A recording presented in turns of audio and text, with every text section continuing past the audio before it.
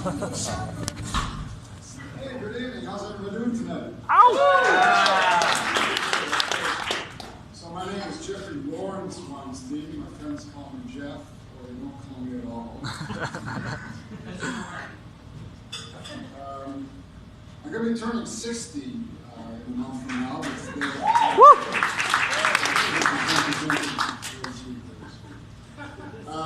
They say that 60 is the new 50. And I says, yeah, right, tell that to my liver.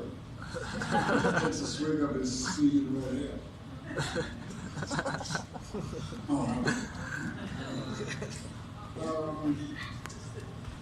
Among the myriad of physical problems that I've been struggling with, I also have a thing called Autism Spectrum Disorder, you know, like ASD, and which basically means for me that I'm a walking encyclopedia, but don't ask me to recite poetry, and certainly do not ask me for directions because I'm getting lost all the time.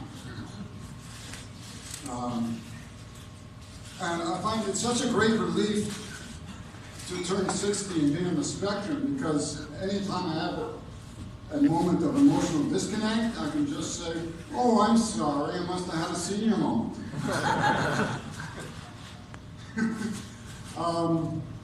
Well, I was in Farmford the other day with my wife, and we were buying something special, and so I put in the electronic pay machine, you know, and check out all the items, and, you know, put in my card, like, pay, and which was stressful. For me, it was stressful enough as it was. And the new machine has to say that, tell us how we did today. So I'm taking it back, I step back, a couple of steps, I says, well, not bad for a machine, but you're just a machine. Like, what do you want me to say? You look pretty. Can I grab that? How do you grab that? You dress well. You have very good customer service skills. Can I have another pint of cream-more, please? And you didn't even compliment my glasses. So I'm freaking out, you know, my emotional outbursts, having a meltdown, and the last thing I remember hearing was my wife yelling at me, Jeff! What the fuck are you doing? Let's get the hell out of here already! Crazy. So anyways, my wife's a medium. And the only trouble with being a medium is that you never know how many places to sit at the dinner table because she's bringing in spirits all the time. You know, like, there's like Mahatma Gandhi, who's a very messy eater and spills food all over himself. By the time my wife's getting annoyed, she's got to change the sheets every time. And then there's John F. Kennedy, who is like a very colorful, charismatic figure, but John F. Kennedy is like always like, during the Cuban Missile Crisis, I was telling Khrushchev, get your damn missiles out of Cuba, I'm saying, okay, Jack, get over yourself. You're giving me a head.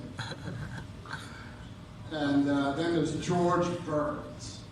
Now, George is a very affable fellow, but the problem is you can never keep enough air freshener in the apartment because he's always smoking these cigars.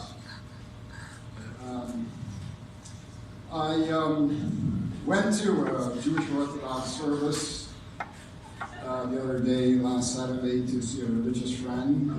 We spent some time with him there, and so we have the service. It's very nice, you know, and then after, before the service ends, I go to return my prayer shawl. We call it a tallis. I put it on the rack. And heading out the door, the rabbi, the assistant rabbi, says to me, "You're leaving so soon. Was it something you said?" So, anyways, I put it back, and I'm thinking to myself, "Oh, like I'm nobody special. You know, you go to a Jewish gathering. The Jews are very funny people, so you go to a Jewish gathering, and it's very tough when you're a Jewish open mic stand-up comedian like me. I'm not special. I'm not even chopped liver, which is all right because I'm vegetarian. And mean, being Jewish, stand-up comedian at a Jewish gathering, you're about as special as a pork chop on the rabbi's table. Or you're about as special as an arms dealer in Saudi Arabia. Okay. Well, anyways, you know, I do energy healing. I'm semi-retired actually, and when I do work, I do energy healing, and I give courses sometimes. So I come home one day after a tough day of energy healing. Step through the door, by the way, my wife's saying, Jeff, it's time to walk the dog. Standing in the foyer, the dog's already pissing on my shoe. Like, I get no respect, I mean, Rodney Dangerfield, you know?